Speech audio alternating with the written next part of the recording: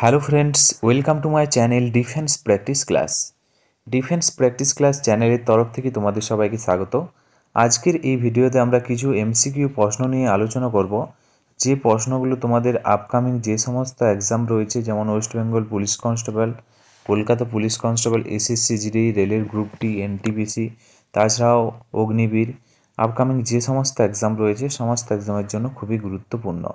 কারণ ফ্রেন্ড, আমরা বাছাই করা প্রশ্ন নিয়ে আলোচনা করি যে প্রশ্নগুলো তোমাদের পরীক্ষার জন্য মোস্ট ইম্পর্ট্যান্ট। তো ভিডিওটি প্রথম থেকে শেষ পর্যন্ত দেখো এবং লাস্টে তোমাদের জন্য একটি টেস্ট রেখেছি, সেই টেস্টের সঠিক উত্তর নিচে কমেন্ট বক্সে কমেন্ট করে জানাবে। তো আজকের ভিডিওর ফার্স্ট প্রশ্ন দেখো ফ্রেন্ড, ভারতের সর্বাধিক কফি উৎপাদক রাজ্য কোনটি? ভারতের সর্বাধিক কফি উৎপাদক রাজ্যের কথা যদি বলা হয়, সঠিক উত্তর হয়ে যাবে friends option C is the right answer, Karnataka রাজ্য। যারা যারা অপশন সি করেছো সঠিক উত্তর। এর পাশাপাশি ফ্রেন্ডস তোমরা মনে রাখবে, দ্বিতীয় স্থানের কথা যদি বলা হয় ফ্রেন্ডস, কফি উৎপাদনে দ্বিতীয় স্থানে রয়েছে ফ্রেন্ড কেরল রাজ্য। ওকে, এবং তৃতীয় স্থানে রয়েছে কফি উৎপাদনে তামিলনাড়ু রাজ্য। ওকে, তামিলনাড়ু রাজ্য। তো তার সাথে সাথে এই পয়েন্টগুলো মনে রাখবে। এর পাশাপাশি কোন প্রকার কফি বেস্ট কফি মানা হয় তোমাদের পরীক্ষাতে আসতে? সবথেকে বেস্ট কফি মানা হয় ফ্রেন্ড আরবিক কফি। ওকে, তোমাদের পরীক্ষাতে আসতে পারে। তো তার সাথে সাথে এক্সট্রা ফ্যাক্টগুলো মনে রাখবে।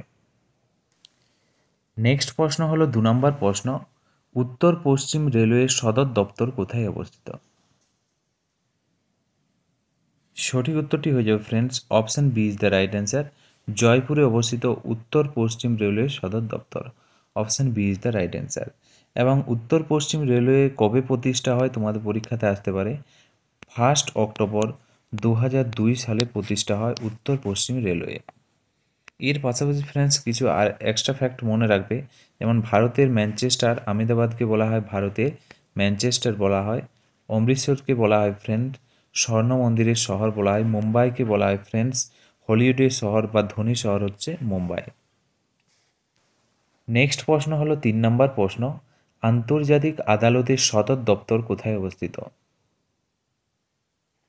সঠিক উত্তর হয়ে যাবে friends option C is the right answer, নেদারল্যান্ডের হেগে অবস্থিত আন্তর্জাতিক আদালতের সদর দপ্তর। নেক্সট প্রশ্ন হলো 4 নম্বর প্রশ্ন, পৃথিবীতে মোট কত মহাসাগর আছে? এই প্রশ্নের সঠিক উত্তরটি হয়ে যাবে friends option B is the right answer, পৃথিবীতে মোট 5টি মহাসাগর আছে। নেক্সট প্রশ্ন হলো 5 নম্বর প্রশ্ন, মৃত সাগর ডেড সি কোন দুই দেশের মধ্যে অবস্থিত?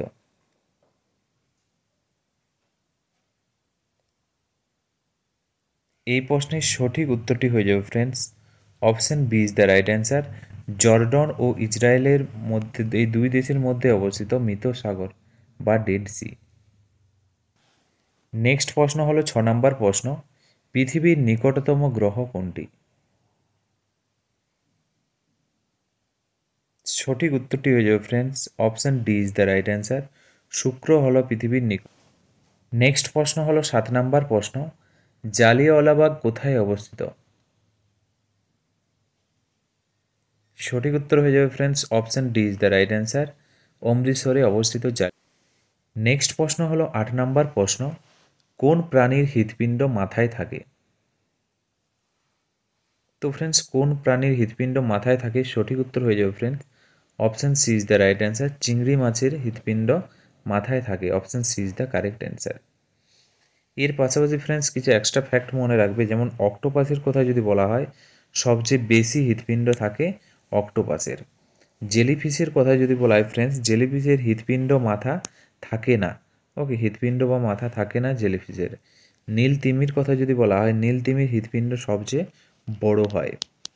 তো এই পয়েন্টগুলো মনে রাখবে, অক্টোপাসের সবচেয়ে বড় হৃৎপিণ্ড, জেলিফিশের হৃৎপিণ্ড মাথা থাকে না, নীল তিমির হৃৎপিণ্ড সবচেয়ে বড় হয়। এবং এখানে যে প্রশ্নটা কোন প্রাণীর হৃৎপিণ্ড মাথায় থাকে, রাইট অ্যান্সার হয়ে যাবে অপশন সি, চিংড়ি।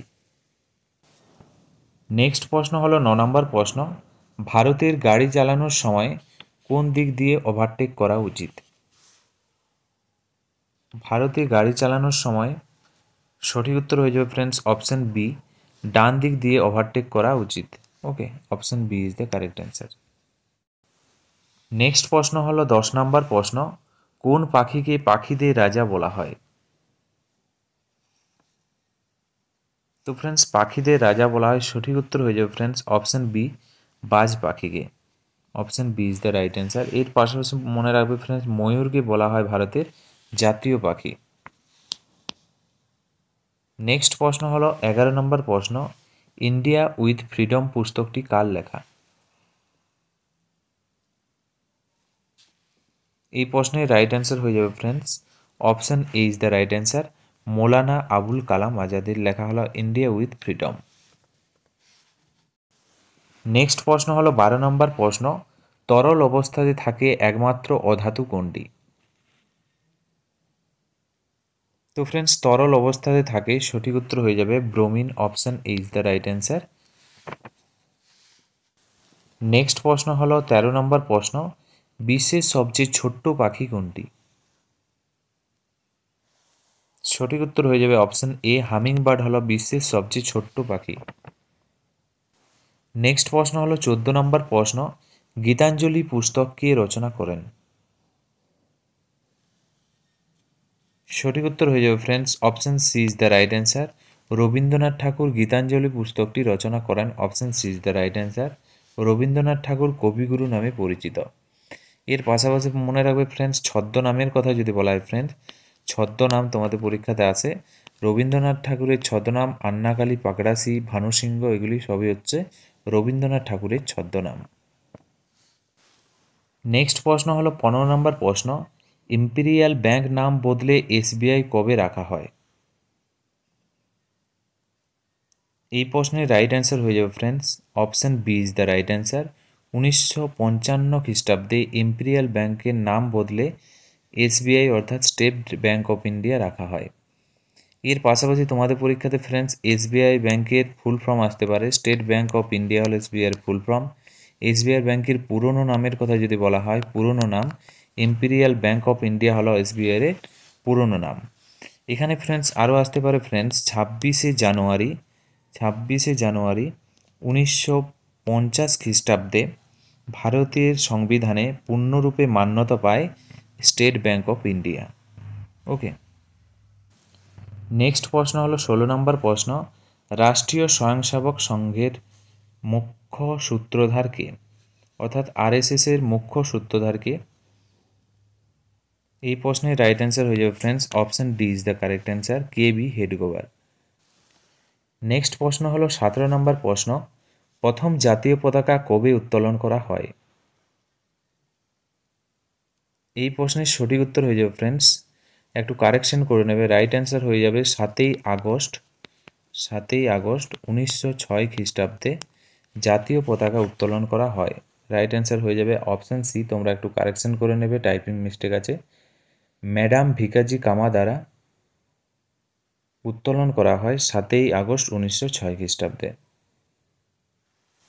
নেক্সট প্রশ্ন হলো 18 নম্বর প্রশ্ন, বিশাল সামুদ্রিক জাহাজ টাইটানিক কবে ডুবেছিল? টাইটানিক জাহাজ ডুবেছিল ফ্রেন্ডস, সঠিক উত্তর হয়ে যাবে option C is the right answer. 1912 খ্রিস্টাব্দে টাইটানিক জাহাজ ডুবেছিল। নেক্সট প্রশ্ন হলো 19 নম্বর প্রশ্ন, কুইক সিলভার নামে কে পরিচিত? কুইক সিলভার নামে পরিচিত, সঠিক উত্তর হয়ে যাবে ফ্রেন্ডস অপশান সি, পারদ। Option C is the right answer. এর পাশাপাশি মনে রাখবে পারদকে এইচজি চিহ্ন দ্বারা প্রকাশ করা হয়। কোথায় পারদ ব্যবহার করা হয় তোমরা মনে রাখবে, থার্মোমিটার, ব্যারোমিটারে পারদ ব্যবহার করা হয়। এখানে সঠিক উত্তর হয়ে যাবে অপশান সি। নেক্সট প্রশ্ন হলো 20 নম্বর প্রশ্ন, দালাল স্ট্রিট কোথায় অবস্থিত? সঠিক উত্তর হয়ে যাবে প্রশ্নের দালাল স্ট্রিট মুম্বাইতে অবস্থিত। Option C is the correct answer. তো ফ্রেন্ডস আজকের এই ভিডিও লাস্ট প্রশ্ন, যে প্রশ্নটা তোমাদের জন্য, এই প্রশ্নের সঠিক উত্তর তোমরা নিচে কমেন্ট বক্সে কমেন্ট করে জানাও। রাজ্যসভার কার্যকাল কত বছর? সঠিক উত্তর নিচে কমেন্ট বক্সে কমেন্ট করে জানাও।